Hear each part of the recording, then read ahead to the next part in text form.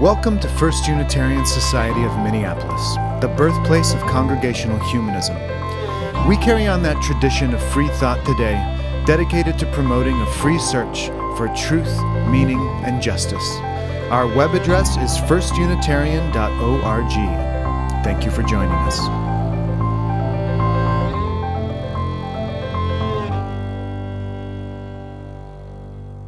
I have never really been very good at crafting catchy and intriguing titles. And today I must apologize for really one of the lamest titles ever. While I knew I wanted to talk about generosity this morning, I just couldn't seem to get my head around, in this month dedicated to nurturing gratitude, how to weave those two things together. And ultimately, I decided to try to sort it out in real time with you, leaving me with a rather lame working title, Grateful, Generous, or Both And. Because while the connection between generosity and gratitude is a profound one, I think their deeply intertwined relationship can be one that's difficult to grok.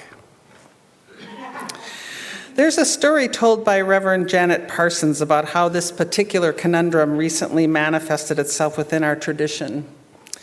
A couple of years ago, the Unitarian Universalist Association made some significant changes to our statement of purpose, switching from a statement of 7 principles to an embrace of 7 core values with love at the center, illustrated as such.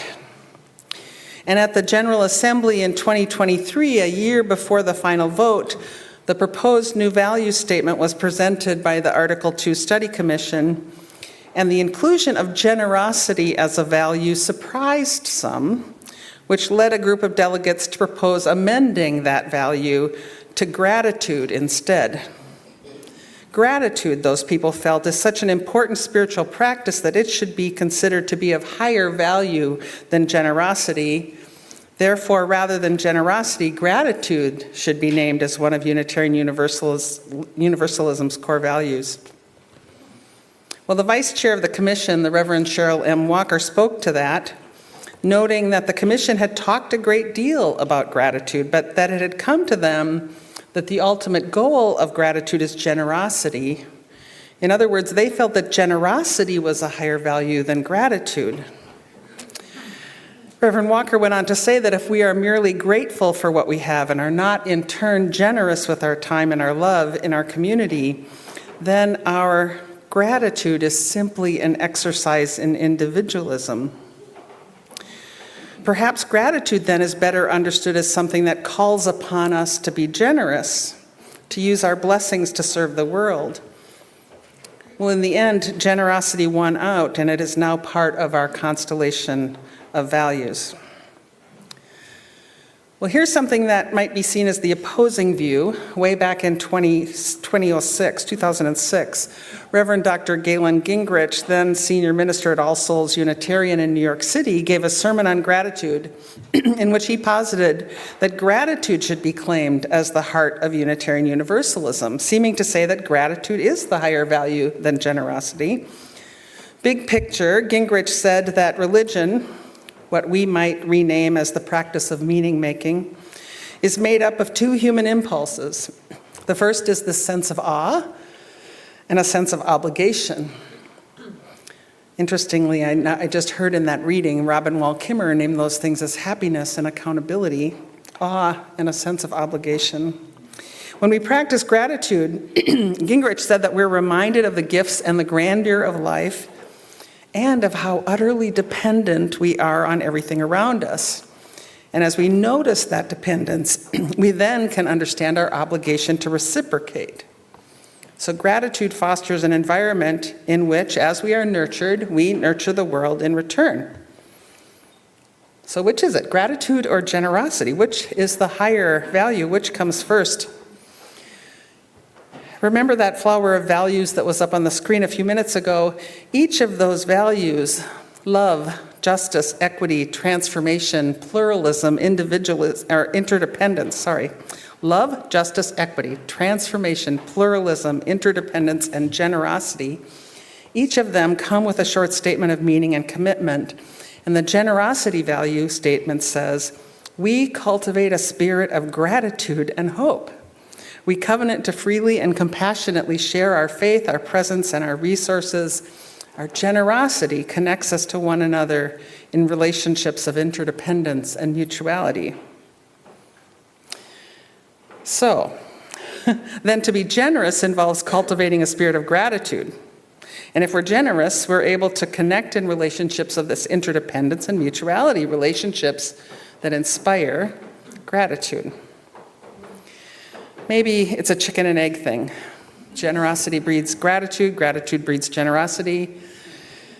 Which way is it? Now, in my experience, which I don't assume to be universal, I have sometimes felt that when asked to give or to be generous, I seem to arrive at a crossroads. Too often, I fear that my response, my decision about which way to go in that moment is just a little stingy. Okay, I know I should give, but do I have enough? Do I have the money and the time and energy that's needed? And besides, what I have to give doesn't really matter that much. I don't really have that much. I'd love to respond differently, to make a different choice, but sometimes I just don't. And this stinginess, I believe, is one of the byproducts of toxic capitalism, a system in which we are taught to take without giving in return, to use resources without replenishing them, to take more than we need.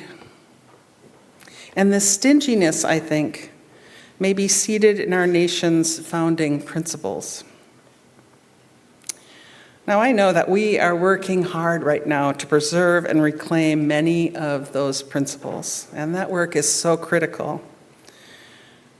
But the founding principles that focus on the freedom of the individual above accountability to others fosters this individualism and tempts us to disregard the reality that we do utterly depend on the people and the world around us. Instead, we're taught to think that we're the masters of our own destiny, that everything we have earned, that we have a right to win, which leads to competition and the desire to have more and more and more, and to grab and to cling. This is not who I want to be. Yet while I resent these impulses that capitalism has instilled in me, I still can be stingy. So why is that? Because really, really, really, I have so much. I have everything I need. Everything I need is right here. Writer and Dharma teacher Sally Jico Tisdale tells that in her experience, when as a young woman she had almost nothing, she celebrated any gift she received with gratitude. And since she was constantly aware of the gifts she received, she believes that that made her much more likely to act in the same way, to give what she had freely. But now she writes, she has a house and a car and a savings account, and she doesn't always feel so generous. Sometimes she gives reluctantly, maybe because she has more things to lose. And she writes, gratitude, the simple and profound feeling of being thankful, is the foundation of all generosity. I'm generous when I believe that right now, right here, in this form and this place, I am myself being given what I need. Generosity requires that we relinquish something, and this is impossible if we are not glad for what we have. Otherwise, the giving hand closes into a fist and won't let go. Unquote. That's deep, I think. We're unable to let go unless and until we are grateful for what we have. So it has nothing to do with what we have or how much we have of it, but rather about feeling grateful for it.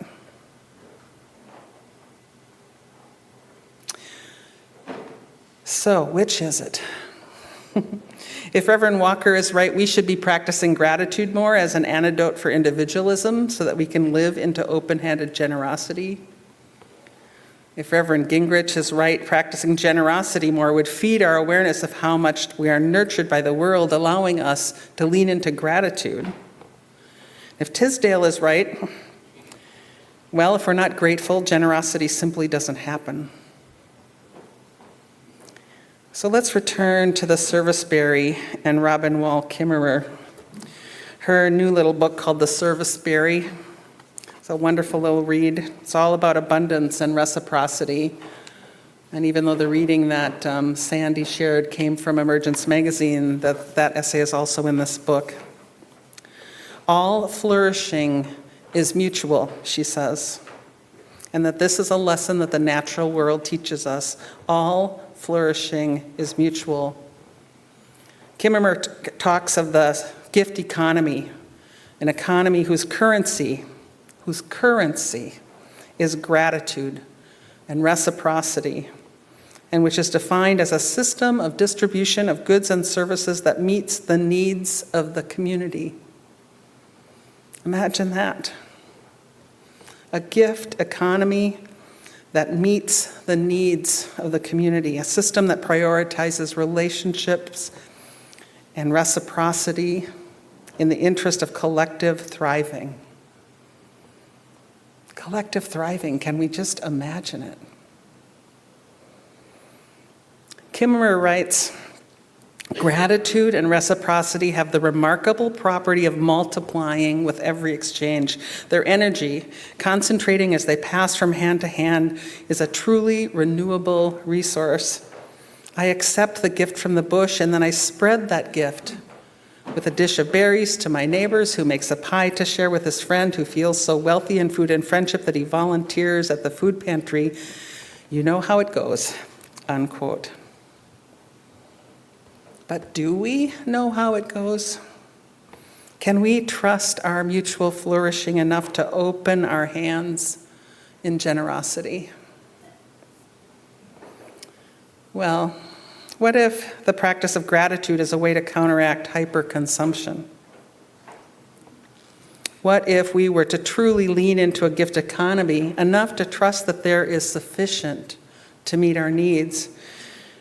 And what if that could alleviate that stingy clinging we sometimes feel?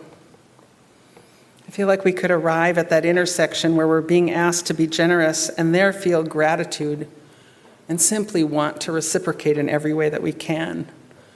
Gratitude for having enough, gratitude for existing in a system of reciprocity, gratitude for our ability to share.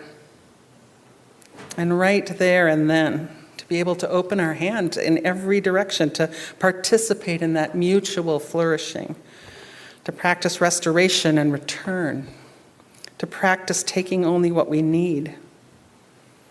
All of which, by the way, would also address climate catastrophe and the loss of biodiversity. Kimmerer suggests that if our first response is gratitude, then our second will be reciprocity, to give a gift in return, and that's generosity.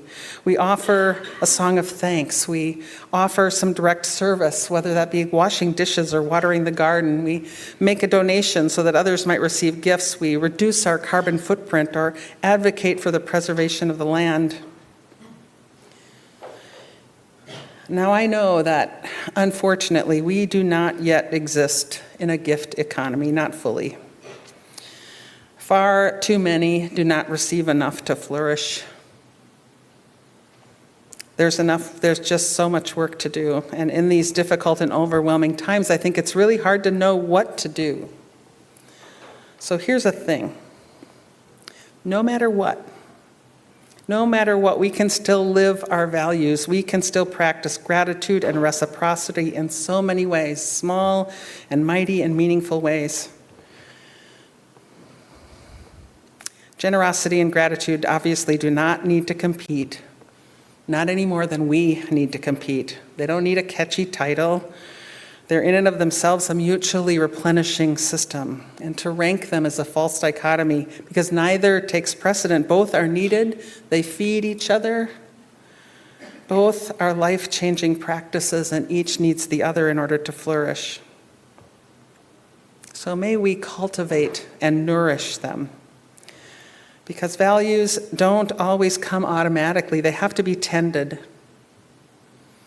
And a great reason for being in a community such as this is that it helps us to do just that, to grow our gratitude, to grow our generosity.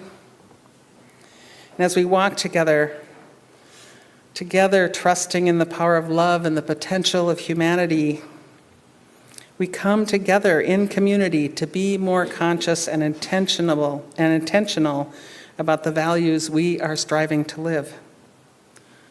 That's ethical education.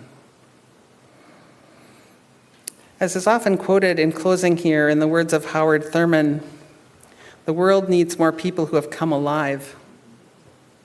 And really, what better way to describe being alive than being part of a mutually flourishing system? So please, go out and flourish, that you may pass it along to others in gratitude and in generosity. I am grateful for you. May it ever be so. Amen.